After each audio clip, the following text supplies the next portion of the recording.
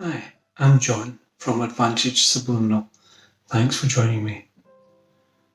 This really is like part 2 to my despair and hopelessness video.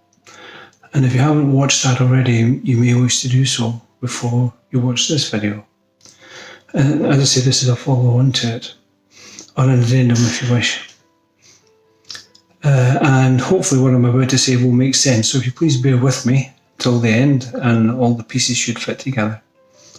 All going well, of course. Now, many years ago, in my late teens, I worked for a national bus company. And at that time, I decided to go to night school to improve my knowledge in the transport system. Now, that in itself is academic, but a part of what I learned there stuck with me, and in actual fact applies to life itself.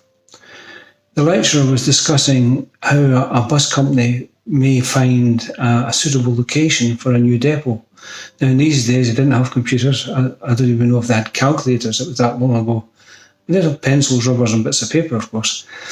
But the idea was that they would look at a map, look at the key areas that would be covered by the new route or routes, and then they would use a bit of very rough science to establish where the best possible area was for the depot. So what they would do is that they would have a map with that specific area on it. Then they would take the key areas, and in each key area, they would attach a weight to it so that it was in proportion. So one area might be more popular than another, and so on. And they would list them.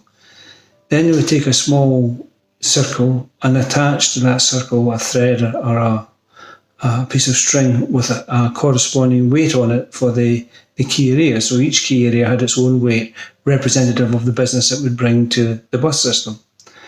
They would then place that over the map and let the weights sort themselves out and pull the ring to the part that would be the best place for the depot. Now, of course, it didn't always mean that was possible because there may have been a lake there or whatever, but it gave them an idea of the best place to situate it or as close to as possible.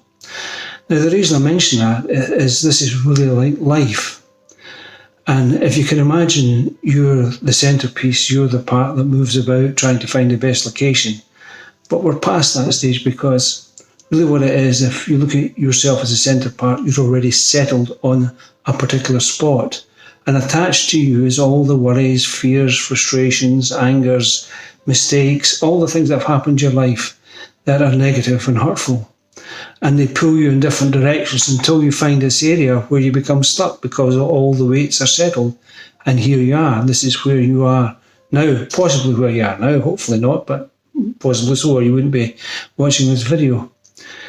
So where we are really has been created by the different things that have happened in our life and has put us where we are in the middle, surrounded by and being pulled in different directions by the weights that hold us back. Because really what we want to do is we want to be free of these weights. We want to be able to go where we choose, be happy inside ourselves, and so on. So if we take a slightly different example then, before we do that, think about these different weights that might be holding you back right now, these different situations, and list them if you will, so that you've got them. Now I want you to think about a different situation, where each weight that's tied around you is the positive things in your life, or the positive things you would like to happen in your life, so that you've got a weighted system for that too. Now the only thing you can't include are things that, like alcohol, tobacco, things that may be addictive, like drugs or sex or whatever. It's got to be things that are for you, the inner you, to feed your soul. What would they be? And if you weighted them, where would it lead you to? Where would you be right now then, if that were the case? So leaving that analogy aside now, I want to move on to my next analogy, squash. Now, I've only ever played squash a few times in my life, but there was something resonated with me about squash as well, or the rules of squash. Now, if you don't know squash, then I'll explain, and if you do know squash, I apologise for my bad examples, but My understanding of it is the game of squash. The person that controls the T-square of the two players is the one that actually controls the court. So they stand there and they just flick the ball this way and they flick the ball that way against the back wall, and it bounces everywhere, and the other person's got to run about trying to bounce the ball back against the wall and shift the person off the T-square. But it's much, much harder to shift the person off the T-square than it is to be the other person who's got to run about trying to make that happen. And in a way, again, this is like the problems that we have. We are not in the T-square. We are not in control of our life. It's like this negative energy sitting there on the T-square. The court is our life. The T-square is the negative energy. It's also attached to us. So when we're running about trying to take this negative energy off the T-square, in actual fact, what's happening is we're already loaded down by these weights of these negative things that have happened to us. So we get tired very quickly. It's much harder to move quickly, to play a good game. So the odds are distinctly balanced against us. And the only way we can even this game up to have a chance of getting the T-square is to get rid of all these things that are holding us back, so that we're light, we're free, we're fast, and we can make things happen the way we want to make them happen. And when we're on the T-square, we don't want to leave that T-square. It's ours. We make it our own.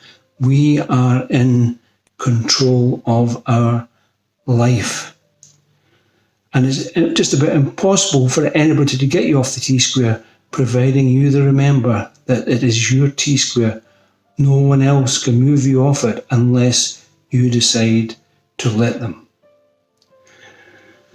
Now, I am also reminded of the story of the two wolves. Now, forgive me, I have to have a look at my note because I want to make sure I get it right when I read it to you. An old Cherokee Indian is teaching his grandson about life.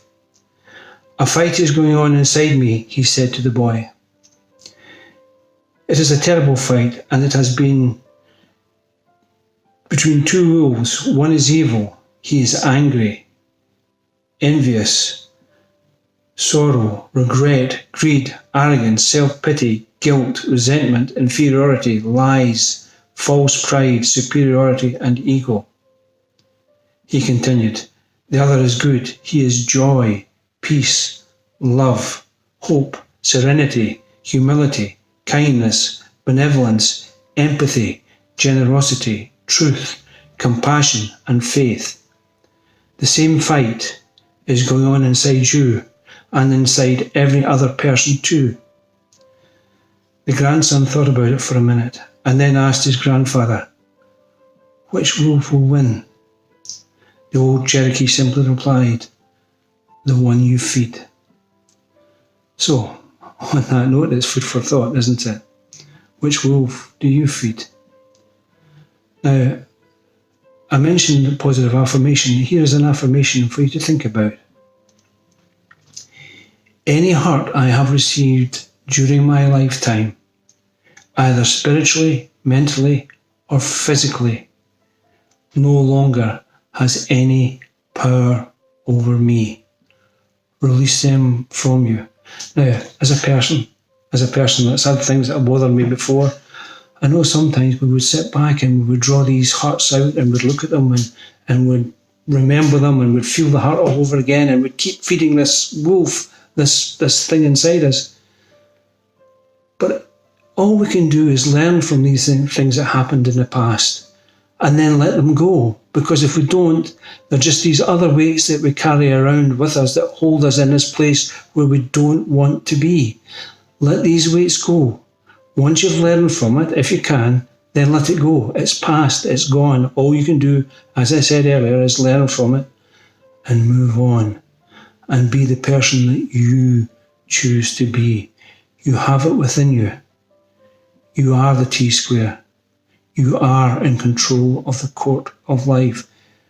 Do not let anyone dislodge you from that point in the court.